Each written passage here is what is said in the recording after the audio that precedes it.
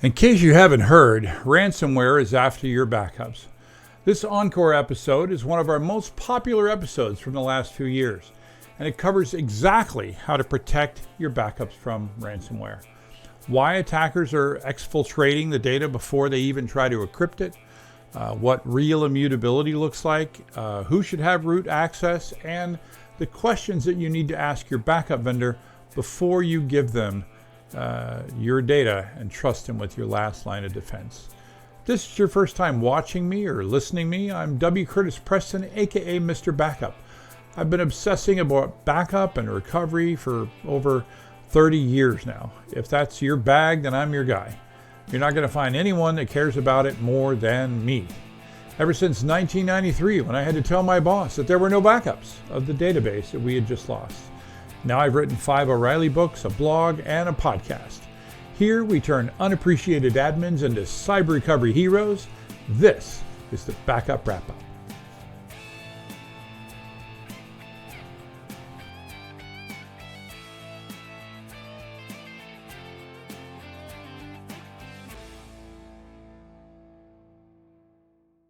Hi, and welcome to Backup Central's podcast. I'm your host, W. Curtis Preston, aka Mr. Backup, and I have with me a guy whose only major flaw is that he won't go see scary movies with me, Prasanna Malayandy. How's it going, Prasanna?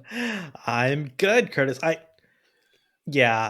not a big fan of scary movies, especially on a large screen. I know some people like you love it, but yeah. it's just I don't find joy in watching a scary movie. I do remember in college watching The Ring on a big screen. That movie messed with my head. I remember coming home and asking someone to take my picture and saying, "Is there a thing in the picture?" You know, I was scared. I was scared to take the picture. Yeah, that movie. Yeah. That was a fun movie. It really kind of messed with your head. And you just saw a scary movie just recently. Yeah, I don't know if I'd call it scary. Horror movie per se. It's more like a thriller. It's called The Menu, and it stars Ralph Fiennes, aka Voldemort, and Anya, the girl from The Queen's Gambit. Yeah, and some other character actors that you may be familiar with. It's a movie that I enjoyed the movie. I will just say this. Trigger alert for those who are bothered by such things. It does contain suicide. Having said that, within the context of the show, it was a significant part of the storyline. Mm-hmm. But having said that, it was a really unique storyline that's a commentary on modern day society. You know, there's a class thing. There's a yeah. Anyway, it's not often that you come out of a movie and be like, "Oh my god, that was so good." Yeah, I really enjoyed it. Yeah. I was like, "Oh, that was." I thought the ending was the end. I don't know. I think I would have done something slightly differently with the ending, but that is why you are not the director, Curtis, or the writer. Yeah, that's why I'm not the director or the writer. I was not the only one, by the way. I read some reviews and stuff, and a lot of people felt the ending was somewhat anticlimactic. But it was one of those movies where you're like, what? It's over? Like, it's one of those kind of movies. But everything all the way up to that point, I thought was really, really good. All the actors were really good. Have you never seen a Bollywood movie? Yeah. What's your point? Where it's like anticlimactic at the very end. It's like they literally, a lot of the movies boil the ending down to like the last like 5 minutes. Interesting. This one, Shraddha. Oh, you would be proud. Shraddha and I watched while you were watching this movie. Mm-hmm. Shraddha and I watched a Bollywood movie on Netflix, and it was also suspenseful and kind of a comedy thriller-ish. But I would say that they basically wrapped up the entire movie in the last like 5 minutes, and then at the end, Shraddha and I were like, "What did we just watch?" Because it left so many things open at the end, and we're like, Did we just watch all of that just for that last closing part? That's funny. And it's like 2.5 hours also. So interesting thing about this movie is how the movie's going to end about halfway into the movie. Like they tell you how the movie's going to end. It's just how it gets there. It's just was really good. Nice. So I recommend it. And the Flooring saga continues. What? Yeah. What? Are you and Jeff going to talk about it on the other podcast? He keeps threatening to record another episode and then he doesn't do it. But I'll take Jeff, I think Curtis is calling you out here. Jeff and I actually recorded a new episode this week. So look for it at the Things That Entertain Us podcast, wherever you listen to podcasts. Today, we're continuing in our Back Up to Basics series, and we're covering the book Modern Data Protection. I'll hold up for those of you watching this on backupcentral.com, where you can watch the video of Prasanna and I waxing philosophical. And, what we're doing is we're sort of going through the book and just discussing, some important topics that I found in the book. And this next one is about protecting backup and archive data, which I think we can all agree is important. If you would like to download a free ebook copy of Modern Data Protection, you can do so at druva.com/ebook. We have to protect it from a couple of different things, right? We have to, mainly what I'm talking about in here is protecting it against attacks, right? Both attacks from like a disaster type attack, but mainly what I'm talking about is protecting it from cyber attacks, which I have these same conversations over and over, so sometimes I forget what we say here versus what I say other places. But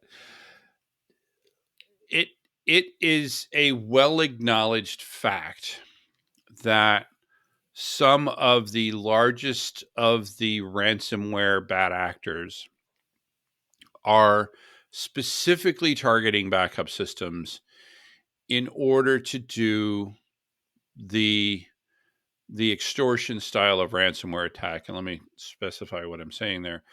So, a bunch of companies started realizing that, well, if I just get a decent backup and recovery and disaster recovery system, I can say, pound sand to the ransomware folks. Well, the ransomware folks then said, oh, well, we'll show you. And so they developed this exfiltration style, right? And the idea there is that they find databases and file systems and spreadsheets and whatnot that contain sensitive data. That could be two different things. That could be your company secrets. It could be your company plans. It could be your 11 herbs and spices, or your corporate plans for the next year, but it could also be secrets that are like embarrassing. I think the best example of that, and I know we've talked about it, is the Sony attack. Yep. This is the one where someone broke into the movie studios and got a bunch of emails talking about scripts and actors and all the rest of that. And some in not very very flattering terms. Yeah. So it could be that, right? But the point is, there is no way to protect against that once the data's out. Yep. It's not like the other attack. If you get the old school attack, if you had a good backup system, you're good. It doesn't matter how good of a backup system you have. If the data is exfiltrated, you're going to be forced to make some major decisions, right? So, what these ransomware groups have started realizing is that they instead the people are starting to harden their primary environments, right? And so, but what you've heard me talk that I say one thing that has never changed in backup and recovery, in the world of backup and recovery. Do you know what it is? I often say, like, the one thing that has never changed. That the junior person is always responsible for backups and recovery. Well, that is technically a cause of the thing that is No one never changed, and cares that is about. no one wants to do the backups, right? Yeah. No one wants to raise their hand and say that they want to be the backup guy. So why does that matter? Well, it's because it means that it ends up being an ignored system. Yep. And as a result, it means that it gets ignored by everyone, including the cybersecurity folks, Yep. right? They're like, that's just a And system out up in the corner. It's fine. We don't care about yeah, it, except it contains all of our data. yeah. And depending on how you handle things like encryption, they may be able to unencrypt said backups and then get the keys to the kingdom. Yeah. And like you were saying earlier, Curtis, the fact that a lot of people focus on production systems, harden them, but they may not always be considering these backup systems. Right. Easy target. Easy target. And so you need to not be such an easy target, right? Yeah. It's like the old joke about two guys crossing a field and they see a bull, and the guy says, can you outrun that bull? He said, nope, I don't have to. What are you talking about? All I have to do is outrun you. Run you. So you just want to be less of an interesting target than the person next to you. So the first thing that we talk about in terms of protecting backup data is encryption. Yeah. Which everyone should be doing. Like if you aren't doing encrypting your backups, I don't know what's wrong with you. Like even if it's not encrypted, honestly, like that tell should us be what you your really default. think, Prasanna. No, because encryption isn't some heavyweight thing that it used to be, right? You don't have to go physically encrypt your data as it comes out. You could do disk level encryption, right? There's so many ways you could leverage encryption to fit into your environment. It should be a no-brainer that all your data at rest is encrypted.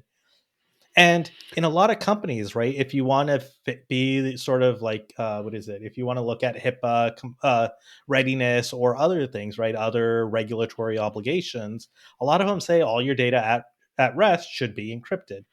Mm-hmm. Well, I do think backup data should be encrypted for this very reason, right?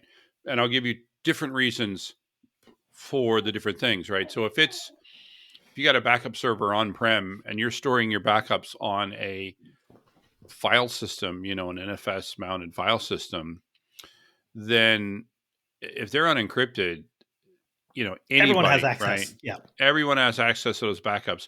And a lot of these backup products, they offer like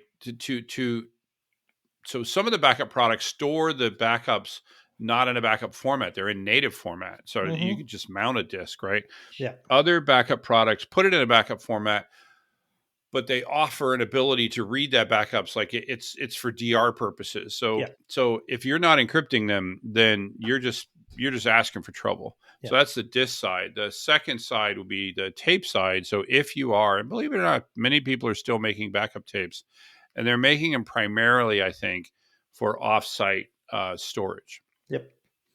And so, and this is the one where I'm like, if you are putting your company's like crown jewels onto a little, plastic tape, and then you're handing it to a man in a van, and you are not at this point encrypting that data,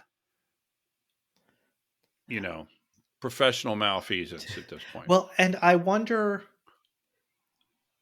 it's almost as if that should be like a default, like you can't write data out without encrypting it. But I guess you have to deal with key management and all the rest of that. And so you have flexibility to shoot yourself in the foot. Yeah, exactly. But I will also say this: encryption is only as good as the authentication and authorization and key management system that is connected to it. Yep.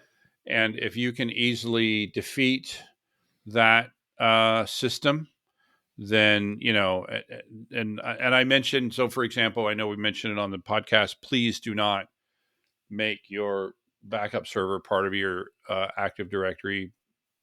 What is Domain. it? What is it called? Domain. A cloud? Just domain. a domain. Yeah. Just please don't do that. So the next term is one that we can debate. No. And I honestly, I don't even need you. I can debate it myself, right? This is one of those where I go back and forth, and that's the term air gap. What is like air gap, Curtis? Well, there is what was an air gap. Yeah. It's where it is from whence we get the term.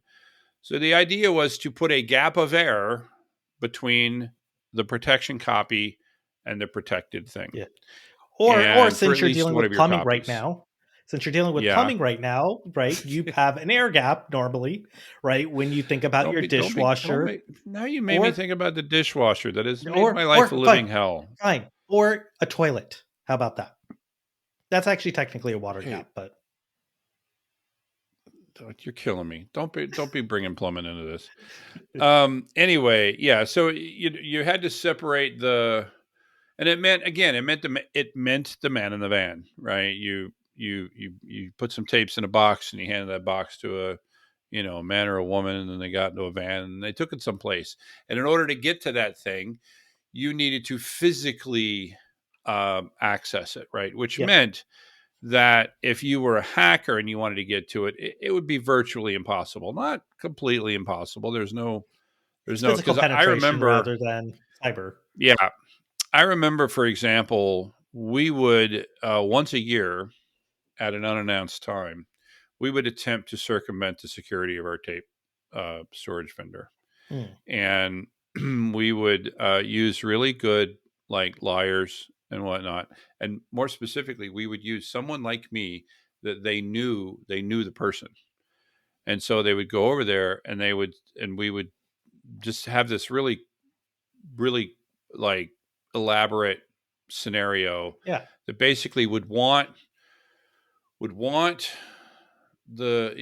make the person that works there want to leave us alone in the vault with the tapes.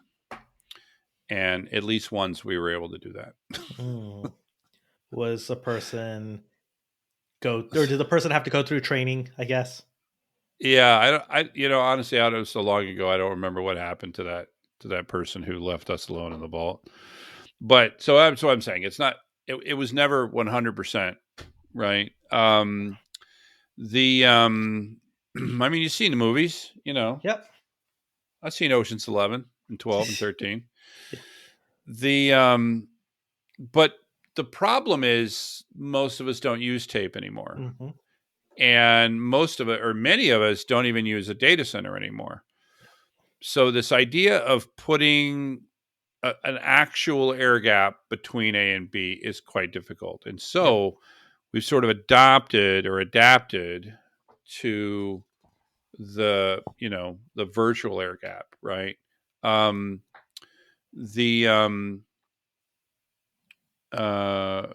So this is separated in as many ways as we can. I don't know. You want to talk about that? Yeah. And I think we talked about this on the episode about backups, or maybe it was restores, but it's, even though they are available online, right? That second copy. So it's not the same as having that tape in a vault somewhere. You want to make it as close to that as possible. And we totally get that you still have to have connectivity, right? It's still going to be up, but can you lock it down? Can you basically make that target as inaccessible as possible, and to prevent it from being attacked by, say, someone gaining access to your backup source, right? And now they have access to your vault.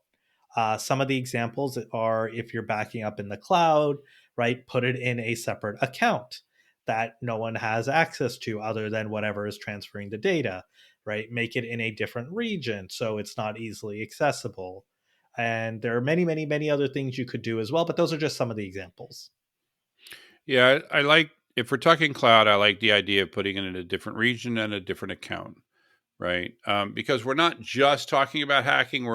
We also need to think about like disaster recovery and things like that, right? So again, OVH cloud. We don't want to have that happen to us. So we want to make sure that a copy of the backup data is well far away from the thing that it's protecting.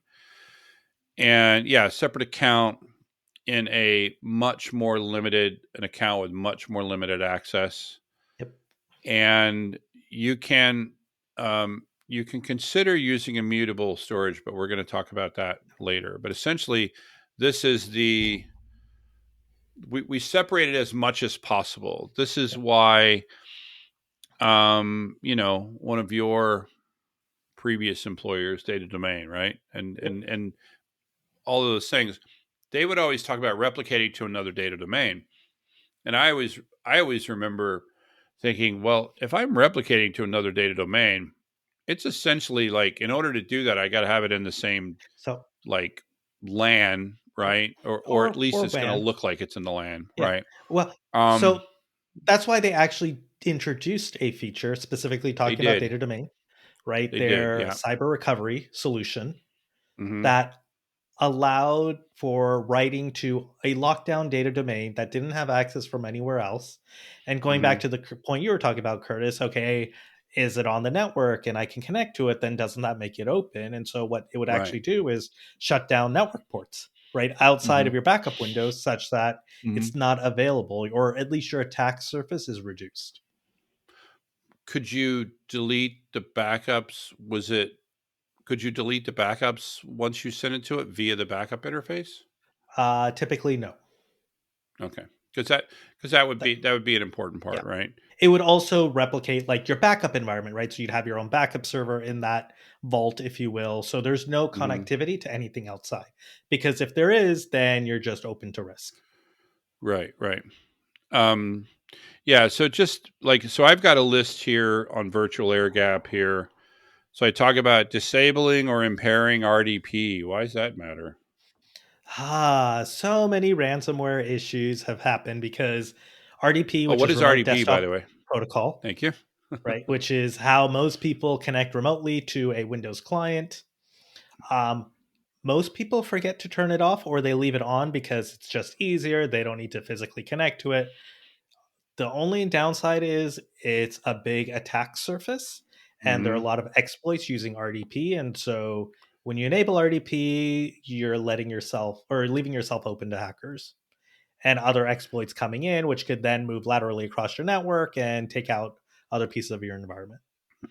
Yeah, there is a way to automate sort of disabling and enabling RDP, like on a large scale. I also talk about putting it in a different operating system, right? Not using the same operating system for your backups and your primary, if that's possible. I know that there's a lot of big Windows shops and they use Windows-based backup servers. I don't think that's a good idea. But, and by the way, I forgot to throw out our disclaimer. I'll throw out Prasanna. Prasanna and I work for different companies. I work for Druva. He works for Zoom. And this is not a podcast of either company. This is an independent podcast. And the opinions that you hear are ours. And be sure to rate us at ratethispodcast.com/restore. And if you'd like to join the conversation, you want to talk about what's going on in your world, whether you're an end user. If you're an end user, we really want to have you, real people that actually do backups out there in the trenches. Do you miss it, Curtis? Man. No. I do. As soon as I think about back when I used to be the person in the trenches, like when I was a consultant, and I flash back to this one time where we were completely redoing the backups of, I'll just say, a large television station, like a national television station. And I remember that time when the director of IT basically said, nobody's going home until this is done.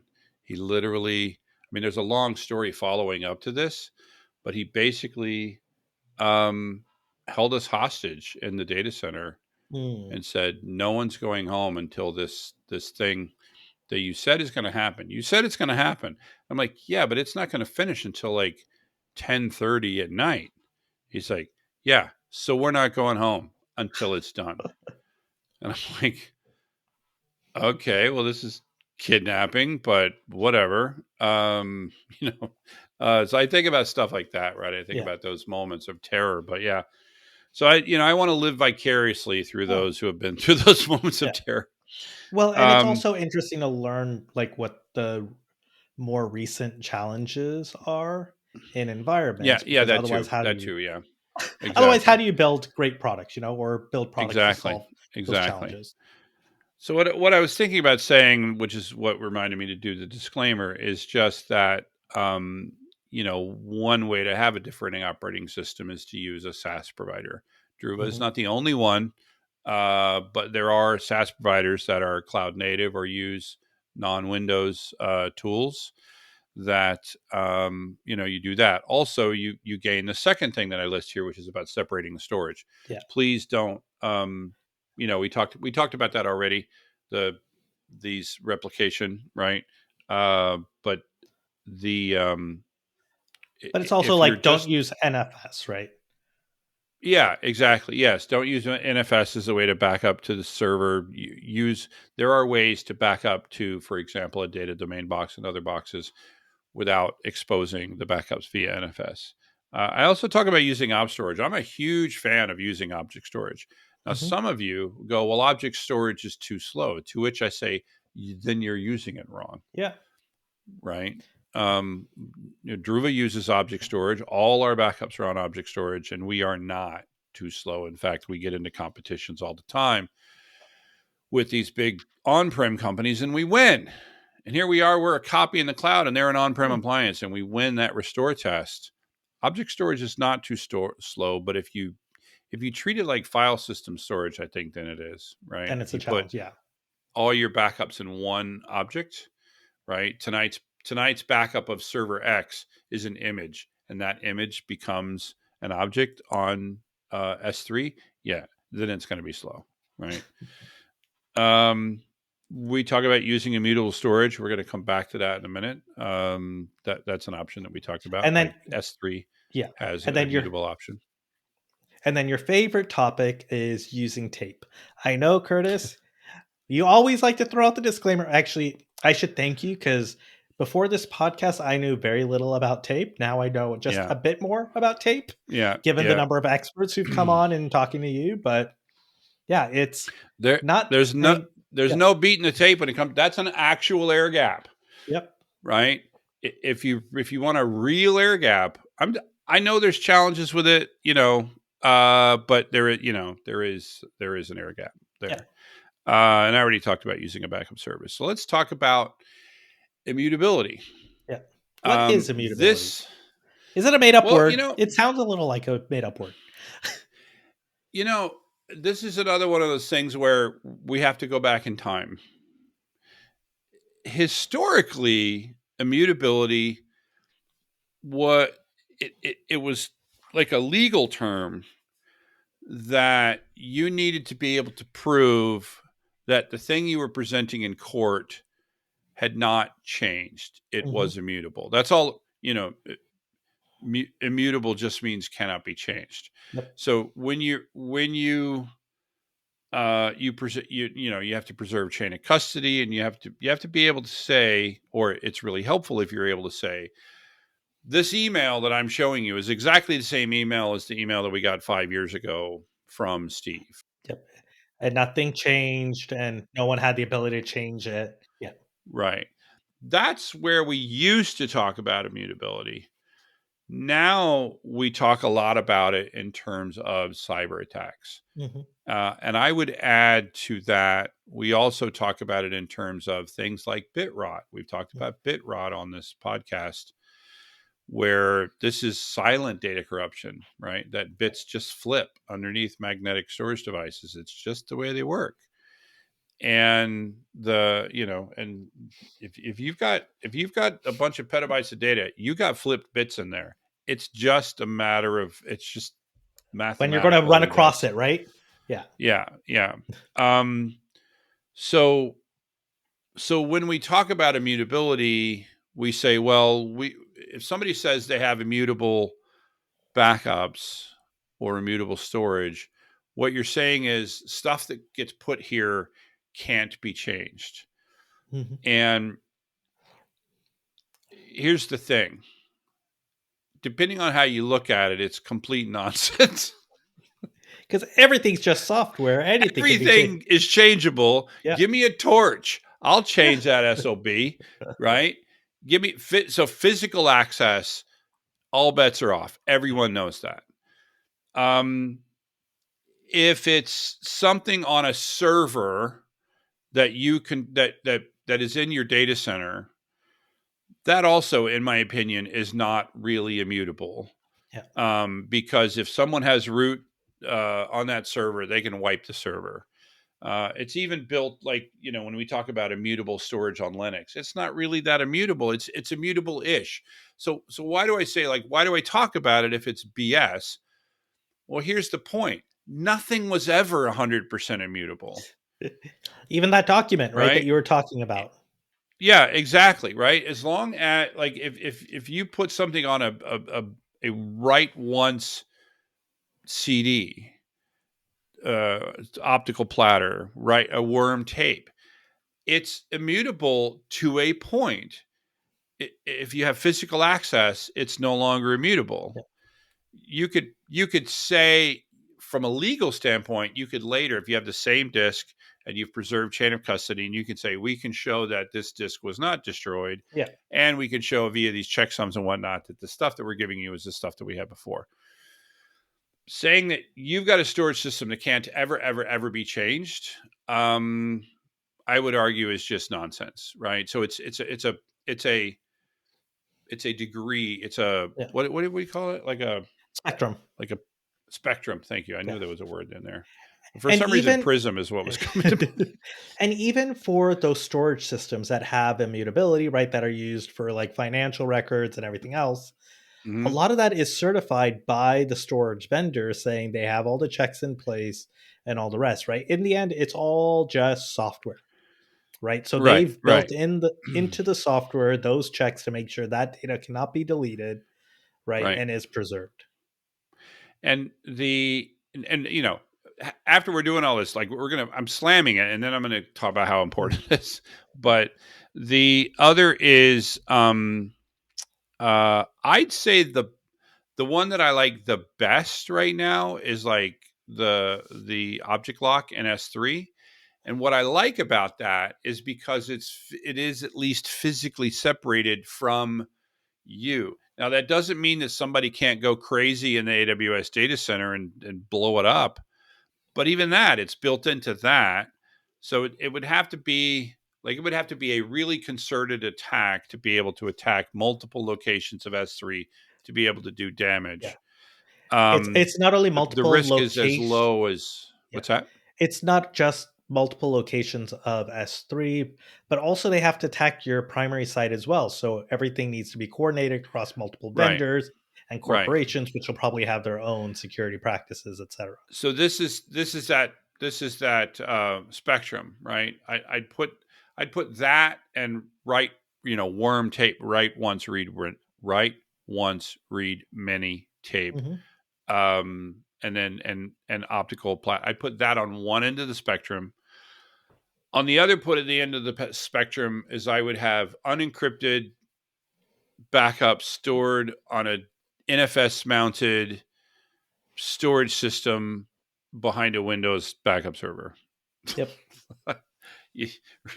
That's your spectrum. So we want to be closer to this end than that end. Yeah. Right. But there are some downsides. Perfect. Yeah. And there are some downsides to immutability too. Right. You can't, like, once the data gets written, you can't delete it before that time period typically. So there are some challenges as well. So, so what we need to do is I think there's multiple things there, is that we need to protect against access. We need to protect against, change, deletion, corruption. um, what was I talking about? Bit rot, Yeah. right? So there are vendors out there that they're like, well, we have a append only file system, and we we have data lock on the backups, and so they say we're immutable, and I'm like, okay, and they say, because they're saying that like you can't encrypt the backups with a ransomware attack. Yep. And I go, that's good. That's farther. That's closer to the other one than the other ones. But it's like, well, what about other things, right? What about other types of attacks that attack the operating system itself, right? If you gain privileged access to that server, Yeah. right? And I want to clarify though, what you're talking about is someone who's written their own file system or is leveraging a file system Yes, on top of a standard server. yes.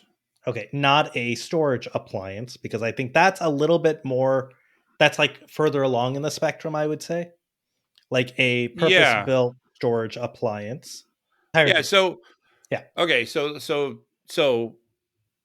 we got a couple different types of backup servers here, right? So we Yeah. got the purpose-built backup appliance of Mhm. various Flavors. Yeah. flavors, sure. Um, and I would put them more immutable, right? So immutable is supposed to be a binary Yeah. condition, but I don't see it as that, right? So I put them as more immutable than I bought a box, I install Windows or Linux, and I install my favorite backup Yeah. software. Why do you feel that way? I agree with you. Why do you feel that way? I feel that way because when it comes to that appliance, typically there's more things locked down, there's less configuration options, right? It's kind of purpose built for that reason. Versus Right. when you're rolling your own, you have to worry about all those dependencies. What flavor of the OS are you taking? Are you running through all the security patches? Are there any nuances in the way it's being deployed today that leads to security vulnerabilities and things like that? Yeah, exactly. And when you update those appliances, you update an image, which updates everything. Yeah. Versus if I have a Windows box, I got to update Windows or Linux. I've got to And make then the sure that backup I'm software. following the new security. Then you got to update the backup software. Yep. So yeah, these are, and I would say I would say that the appliances are more immutable Yeah. than the build your own box. Yeah. And but I'm just going to say that if we're talking physical access, I'm going to put a service like S3 or a service like Druva that's up in the cloud farther down the immutability spectrum than a server that is sitting in your data center. Yep. And I think Um, it's important because everyone is now doing virtualized, right? It doesn't matter if it's a physical server or a virtual server. Anything that's running on your yeah, infrastructure or in your right, infrastructure right, is less secure in that immutability spectrum. yeah. Um, the Yeah, I put in the book a lot of things are mislabeled immutable. I just, again, it's a spectrum, but if all you're doing is writing backups to a Linux file system with the immutability flag turned on, that is not immutable. I mean, it is more immutable than not. Yeah. But if someone with root can, and you got to have someone with root, right? Yep. So if a person with root can go in and unset all those immutability flags, It don't matter. I don't know. That's just not. It's better than nothing, Yeah. right? So I don't want to be the perfect is the enemy of good or whatever, but I don't need perfect, and so I don't want to say that that's crap, but I think it's not as immutable as those appliances that we talked about, and I still think that a service where nobody gets access to your servers is more immutable than that. Yeah. And I still want everybody to back up everything to tape. Oh, Curtis, you and your Although I tapes. work at I work at a tapeless backup company. So, but here's go ahead. One Sure. thing I want to ask, and I know we've covered this on prior podcasts.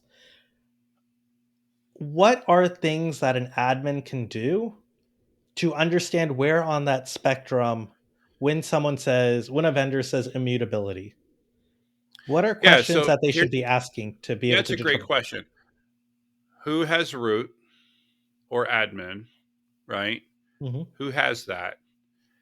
And what controls are placed over that? So, if it's an appliance, so like I know of like one company where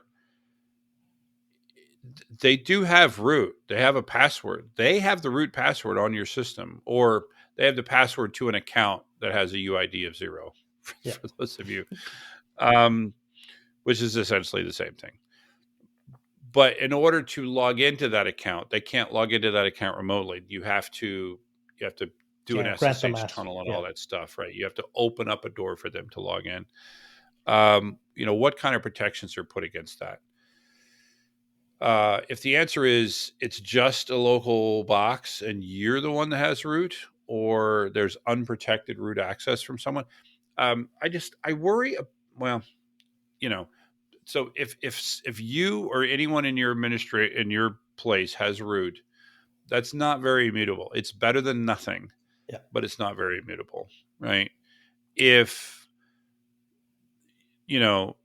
root, like if you normally never log into the system as root, right? No one in you only at you go to a UI, you log in as you, right? And there isn't direct root access by anyone, and the only way you can get root access is you can you do this SSH tunnel thing. That's more immutable. I like that better. But again, if you don't know this already, you still have to do physical security against that box. Yep, exactly. Just like you do every other box, right? And then, you ask just ask a lot of questions. What happens if? So, for example, I'm currently wondering, because I haven't found a good answer online, I'm currently wondering what happens with Amazon S3 object lock if I delete my account. I don't think they'll allow you to. It depends on what type of object lock you're using, because there are two modes. I know what you're saying, right? Yeah. But if is it the compliance mode? It's the more. Yeah. Yeah. So assuming I'm using compliance mode. Oh wait, compliance is RLC, RLG. I think compliance is less and governance is more. Or is it the other way around? Whichever it is. Yeah, whichever way it is. I think it's the other way around. But anyway, so I'm using the more strict one, and my credit card stops working. Right? It's not like they're going to keep my storage forever. When you say they won't let you delete it, well, I don't have to delete it. I'm just going to have my credit card not work anymore. Yeah. Right? What so happens like you said, there? It's not protected in all scenarios, right? Right. I don't know what the answer is. I am curious. I keep forgetting to do this, but I want to go create an Amazon account, separate one, put some object lock stuff in there. Not a whole lot, just like 90 days or something, but like a couple of gigabytes or something. And then go delete my account and see what happens. See if they let me delete the account. Yeah. I did read something somewhere that there is this like 30, 60 day time frame.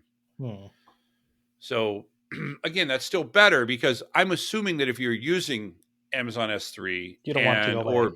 or any of the other folks, you're gonna know that somebody deleted your account. Yeah. Right. And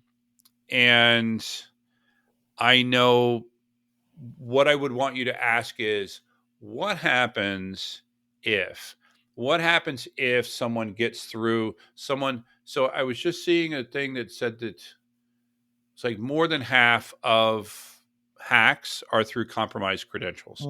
So what happens if someone, you're a backup service?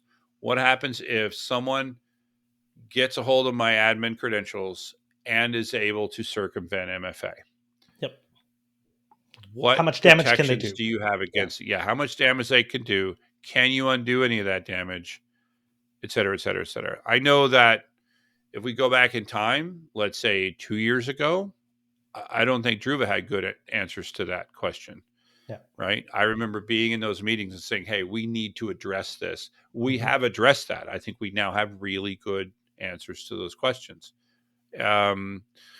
But if you're not using Druva, does your vendor have good answers to those questions? I don't know. Right. So come up with worst case scenarios. And that one of compromised admin credentials, whether you're talking a service or so, like, for example, I know that like Druva has data lock, Rubrik and Cohesity have data locks. I know that with them, if you compromise credentials and you log into them and try to delete, if you enable data lock, you will not be able to do so. Right. So what is your vendor's answer to that question? Yeah. And then also ask them about bit rot. What are they doing about bit rot? If they're using object storage, I feel better because object storage will automatically detect bit rot happening underneath. Yeah. Because it will change the hash, and somebody will be like, "Hey," well, not somebody, a program will figure it out. I think bit rot is rare, just for the record. I think it's rare. It's totally rare. Uncorrected bit error, right? But it's still bad when it happens. Not a problem. Yeah, and the problem is when it's silent, that's the worst. Exactly, that's the worst. All right, well, enough about protecting backup data. You got any final thoughts? Well, I think we covered it all. I really like virtual air gaps, but that's just me. I like the old school air gaps, but it's really hard to do those these days. All right, well, thanks for listening to us. The Backup Wrap-Up is written, recorded, and produced by me, W. Curtis Preston. If you need backup or DR consulting, content generation, or expert witness work, check out backupcentral.com. You can also find links from my O'Reilly books on the same website. Remember, this is an independent podcast, and any opinions that you hear are those of the speaker and not necessarily an employer. Thanks for listening.